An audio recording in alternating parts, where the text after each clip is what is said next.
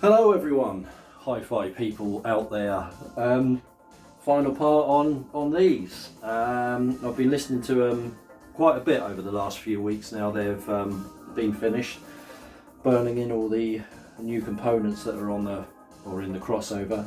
Had a few hours listening to them this morning, and yeah, really pleased with them. This idea that I dreamt up using kind of the HF 1300 and Cole Super Tweeter, like the BC1 top end, in place of the HF 2000, to allow me to use a lower crossover point to the mid-range, has just worked really well. The Ditton 44 is a speaker that I know really well. I've been lucky enough to have I don't know how many pairs actually here for repair and refurbishment, definitely in the teens, 15, 16 pairs, and just countless crossovers. So I know their sound. They're one of the, I would say, one of the few speakers out there, especially older vintage speakers, that just do most things well. I can't say they do everything really well, but they do most things well. They're kind of, I wouldn't say the mid-range is lacking detail, but at the same time they're not shouty, harsh or anything. They're quite soft. A lot of that's to do with the crossover components used. They have electrolytics on the mid-range and the woofer circuit, iron core inductors, some of them are air core. I have tried in the past polypropylene capacitors on the woofer and mid-range circuit. It destroys them. It makes them horrible and harsh, and in the measurements you can really see the mid peaked up.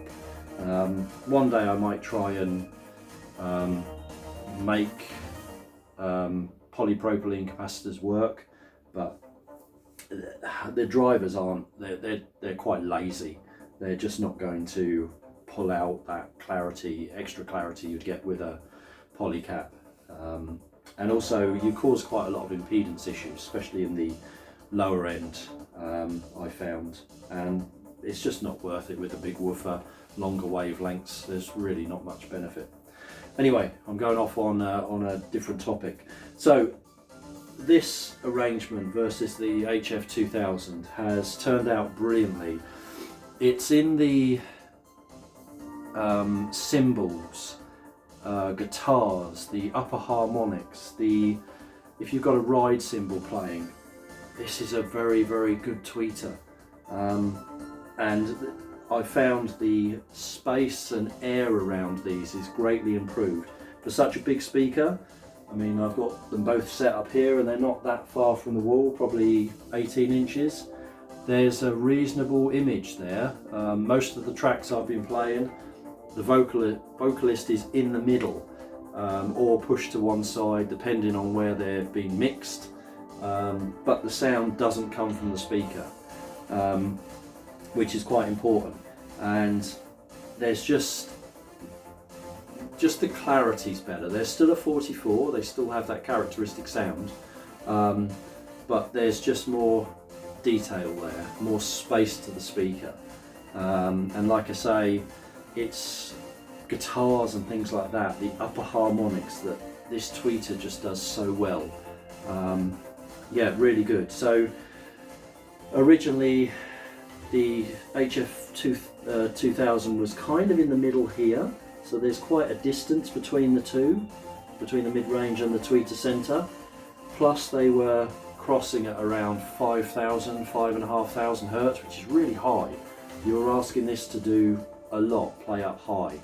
And what I've managed to do here is bring the centers down, and I'm also crossing this at about 4,000 hertz now to this, and that's greatly helped with off-axis. You can move around the sofa, move around the chairs, and tonally they don't really change. Obviously sat in the middle of the two speakers is where you're going to get the best stereo image for sure. That's just how it works. but you can move left and right and you're not missing out on any tonality. Having good off-axis really helps with how the speaker integrates into the room, because those reflections, if they're very different to what you hear on axis, it's going to cause issues. So it's really helped. But yeah, this combination is pretty magical. Because I've stiffened up the cabinet a lot and introduced some panel deadening, the bass has certainly tightened up. The bass is quite warm normally on these because, you know, you've got a whole back panel that was unbraced, and it does colour the bass. It's a bit, I wouldn't say woolly, but very warm. And these now have much tighter bass than a 44 normally would. They probably don't now sound as though they play as low, but the bass is more enjoyable, tighter, and I would say a bit more engaging, especially with drums and things like that, where you want something that's quicker, that once the signal stops playing, the driver stops playing or the cabinet stops playing, and they're certainly better like that. I mean, the 44, I've never found them to be a very bassy speaker, despite the fact they've got a 12-inch woofer in it, but they've got lots of body, and these still have. They're just more accurate. They're just a better 44. So yeah, really pleased with them. So some of the tracks I was listening to, the Eagles, Take It Easy, the difference in just the guitars, that's what you're really noticing, and the cymbals in that as well. There's just more detail to them, more space around the speaker. Diana Krall, Temptations, yeah, the instruments in that, fantastic. Her voice, slap bang in the middle, yeah, great. What else was I listening to? I've been flicking through loads of stuff. Ella Fitzgerald, Autumn in New York. That's one of the tracks I play quite a lot for vocals. Her voice is lovely, and if you've got a upper mid-range issue, her voice seems to show that up, and it can also light up a cabinet that is not braced or damped. So yeah, I quite like listening to her voice. What else was I listening to that I really liked? Stevie Wonder, Too High. There's a ride cymbal in that that should sound like a cymbal. It should sound like a stick hitting metal, and that's one of the reasons this tweet is so good. It really does that. What else was I listening to? Tilted, Christine and the Queens. That's a bass heavy track, full of body, and again her voice is very very deep, and you know, she's in the middle again. Yeah, very good. Eagles, Early Bird, again top end detail, really good. Take 5, Dave Burbeck. That's a fantastic song for the drum solo in there, the piano work. Yeah, they're just really enjoyable, and they're just, as I've named these, the Ditton 44 XR extended range. They're just a bit more refined. That's what I'm trying to say. And yeah, I love them. But this is a reasonable sized room, but they're too big for it. I mean, physically they look enormous, and I couldn't have them in here. So they've done what I wanted them to do.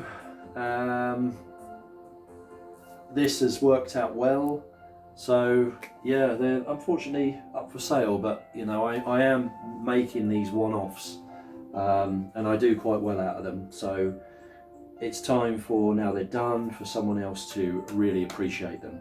One thing I would say about listening to these, because they've got good off-axis response, you don't really have to toe them in too much, and that helps with listening in different seating positions.